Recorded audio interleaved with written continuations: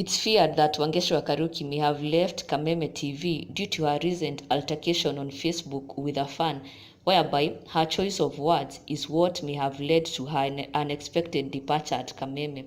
It is said that her words didn't sit well with some of her bosses, more so being that she's a figurehead, a public figure, a media personality, and therefore it was unexpected behavior. In case you don't know what she said, then here it is. She was responding to a fan who attacked her on Facebook for publicly supporting Mother Karua.